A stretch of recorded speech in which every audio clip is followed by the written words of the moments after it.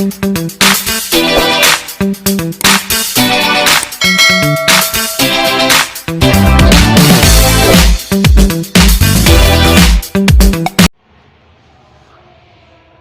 ini PA-nya saya sehat. Berapa berat badan kamu? 70. Maaf ya, sebetulnya kadang-kadang orang ada tersinggung nanya ke berat badan. Ya, tapi sebetulnya saya gemuk. Anak saya 100 lebih. Kalau dari jumpa anak saya paling kecil gemuk. Kami ada keturunan gemuk. Anak-anak percaya, saya dulu sempat berat saya itu 95, hampir obesitas. Disuruh dokter untuk, Pak, nanti obesitas nanti Pak. Nanti sakit gula, coba kurangi nasi. Itu asal mulanya saya tidak makan nasi sampai sekarang.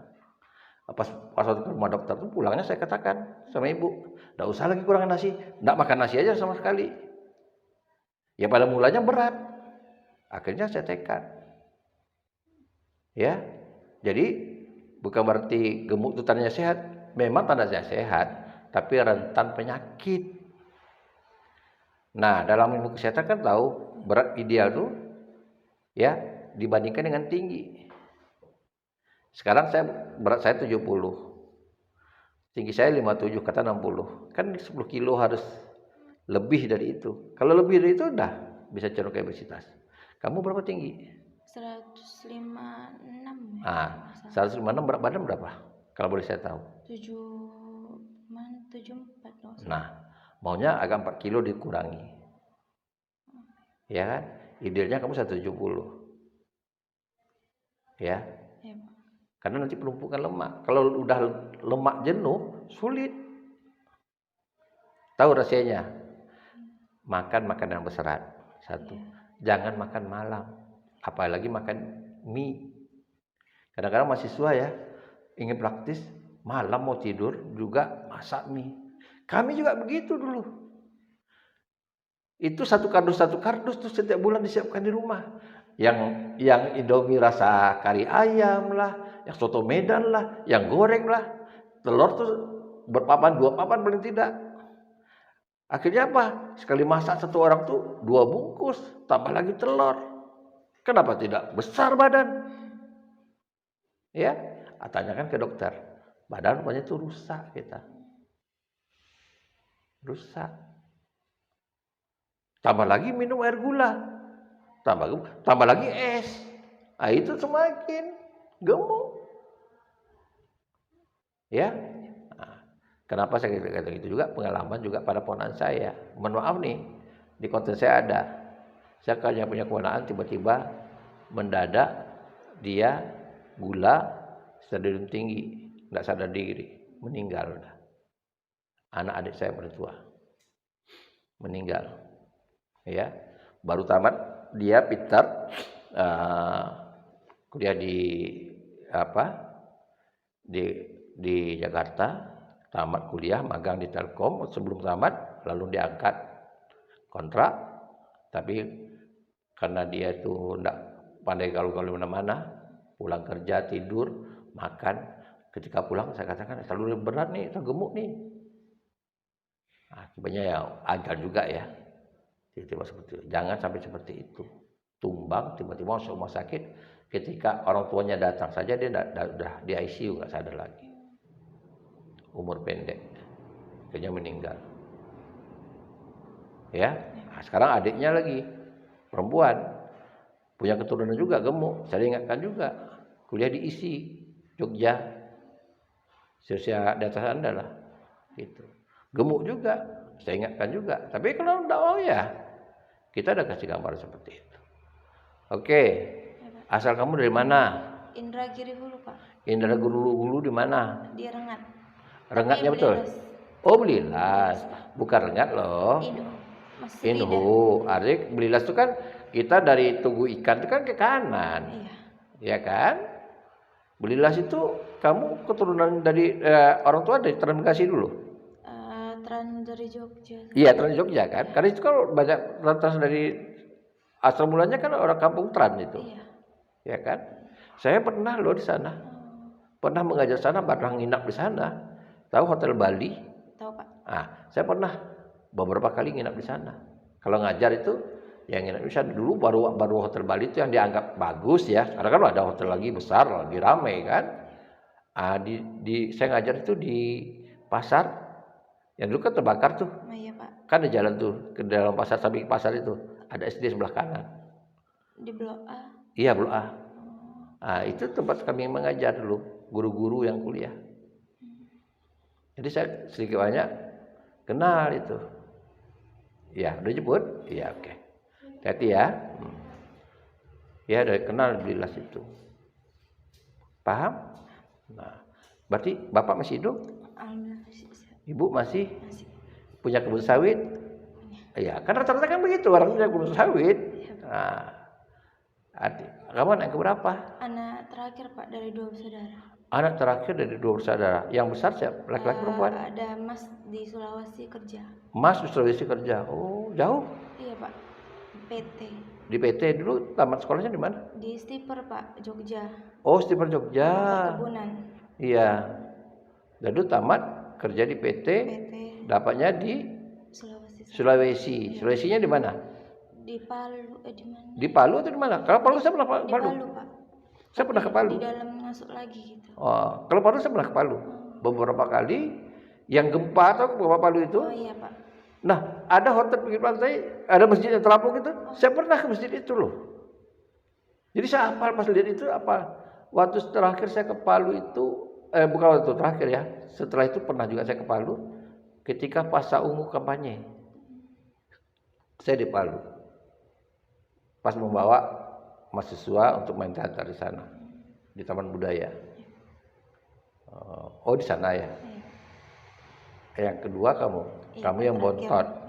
Yang terakhir bontot. Bapak udah berapa umurnya? 52. 52, berarti masih di bawah saya. Iya. Ibu? Ibu masih 48. Oh, masih segar. Iya. Hari-hari selain mengurus kebun? Bapak swasta Pak di PT. Oh, kerja PT di juga? Di Lirik? PT Tunggal. PT Tunggal, oh dikerja PT Tunggal. Iya. Oke, tahu. Tunggal Perkasa. Iya. Ibu PNS kepala sekolah di SD. Di situ, kepala sekolah PNS? 04. Oh, berarti dua-duanya bekerja. Iya Pak. Berarti Bapak tuh cukup lumayan jauh ya kerjanya di Lirik? Iya, setiap hari pulang pergi. Pulang pergi tiap hari? Semenjak saya kuliah. Iya. Oh, iyalah, oke. Tapi walaupun itu kalian punya kebun, Bapak kerja, ya, jangan terlalu tergantung pada Bapak. Walaupun orang tua itu mengatakan jangan pikirkanlah. Kalau untuk kamu sendiri, emasnya udah selesai. Ya, kenapa? Takut kita terlena. Terlena itu apa? Kita nggak tahu ya.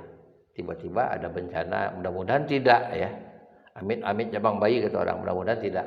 Tiba-tiba misalnya namanya penyakit ya. Kita nggak tahu nih. Ya, ada orang tiba-tiba stroke misalnya. Atau tiba-tiba orang tidak stroke, sehat-sehat aja, ya kecelakaan misalnya. Ini amit-amit lah kalau orang tua kan gitu. Atau kerja di PT ini, terjadi bangkrut perusahaan, diberhentikan, macam-macam itu. Nah lalu kalau kita terlena, kita nggak siap. Dulunya orang tua ngirim sekian juta, tahu-tahu sekarang kok sekian ratus saja misalnya. Dulunya kalau pas saya minta langsung dapat, sekarang enggak lagi.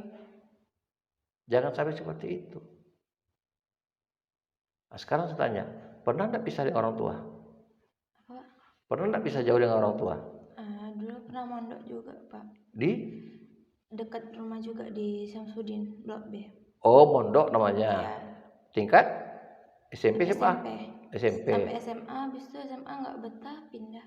Oh, pesantren ya itu? Iya. SMA nggak betah, pindah ke? Aliyah luar. Oh, aliyah di luar. Iya. Enggak mondok? Iya. Iya? Tapi SMP-nya 3 tahun Pak. SMP mondok. Berarti udah bisa-bisa. Iya. Taulah liku-likunya bagaimana mondok ya. Artinya enggak canggung lagi kalau kosan di sini. Iya. Sini kos? Kos Pak. Di? Manyar. Oh, di Manyar. Iya. Satu kamar berapa orang? Sendiri Pak. Sendiri. Kosnya berapa satu kamar? Sebulan tuh iya. 6,5. 6,5. Standar lah. Iya. Di sini juga antar situlah. Kalau 2 kamar, kalau 1 orang 2 kamar, kadang-kadang orang minta 700. Ada yang saya ini sampai 1 juta. Tapi kalau sendiri kan aman, ya. Kita tidak khawatir barang-barang kita hilang atau apa gitu. Kita bisa nyenyak tidur. Tapi walaupun begitu, kita juga harus tahu dengan kamar sebelah, ya. Karena famili yang paling dekat itu, saudara paling dekat itu adalah saudara yang ada di kosan. Walaupun dia bukan orang satu dari Belilas, ya, bukan dari Belilas. Mau menunggu misalnya kamu sakit, mau menunggu dari Belilas, kapan? Karena itu berbaik kita dengan kawan-kawan di kos, ya. Berbaik itu bukan hanya tegur sapa, sesuai dengan tradisi orang saling memberi. Oh, kita beli makanan nih, oh saya mau beli gorengan, mau pulang dari rumah Pak Sam, mau beli gorengan lah. Pikirkan juga teman sebelah. Kalau tidak nanti dia tahu kita bawa gorengan, diam-diam masuk kamar. Ah, ini pelit nih. Tahu dia kamu sakit, dia nak mau nolong. Dia aja pelit kok, kata dia. Tapi kalau kita bantu, kita rasa. Orang bahkan begini, teman serasa saudara. Ya, kalau rasa saudara itu apa? Apa yang kita mau diperhatikan orang, kita perhatikan orang. Paham? Bagaimana perhatikan orang? Kita jangan bicara ego kita. Kita bicara ego dia. Kita tahu, oh dia anak itu. Seperti saya nih. Saya tidak membicarakan ego saya. Saya ingin tahu ego kamu. Rupanya kamu itu anak kedua. Kamu ini salah satu dari sudah 6 orang, 7 yang kamu. Baru kamu menurut saya itu yang ibaratnya lah secara ekonomi mapan. Yang biasanya saya. Menurut saya lah gitu. Kalau ibaratnya sekarang ini kamu misalnya katakan sama manggil bapak apa? Bapak. Bapak, ibu? Ibu. Bapak, ibu, ndak model lah sini saya kuliah, kosnya jauh pakai mobil. Mungkin misalnya orang tua kamu siap, karena punya penghasilan sawit, punya gaji, kemana lagi uangnya mau diberikan? Ya, atau kita umroh lah bu, supaya berkat hasilnya, pasti orang tuanya mau. Apalagi kamu di SMP udah dimasukkan pesantren, berarti orang tua kamu tuh punya pendidikan visi untuk bagaimana anak-anaknya mendalami agama. Ya kan? Ibu udah haji belum? Belum Pak, tapi 2026. Udah daftar. Ya itu. Ya. Jadi itu tadi saya katakan pada Anda. Yang penting sekarang ini jaga kepercayaan ibu orang tua. Bergaul yang tepat, ya. Waktu ibadah ingat ibadah. Ini kebetulan kita udah azan, seharusnya kita udah bisa sholat asar ya. Ini kalau tanggung saya, kalau Anda datang, tapi saya secara emosi, seharusnya saya bisa tinggalkan. Tapi karena saya menjaga kalian capek sini, saya makan. Oke, paham? Nah, kemudian yang fokus kamu secara ekonomi kamu mapan. Kalau saya lihat psikologi kamu sebetulnya secara kejiwaan ada persoalan, kadang tidak banyak kali rumit. Ya, persoalan kamu tidak ada, ibaratnya tidak ada lah. Persoalan secara ekonomi juga tidak ada. Dapat carilah teman yang benar-benar teman yang tepat. Ya. Kalau sekarang teman yang paling dekat itu tadi teman kos. Walaupun teman kos itu banyak kos, pilih-pilih temannya. Ya, nah itu pilih-pilih. Yang kemudian konsentrasi pada prestasi. Saya katakan kalau kita mau kuliah, mau dilihat orang pintar, aktif di kuliah. Sering bertanya. Sering menjawab, jangan sok ngerti.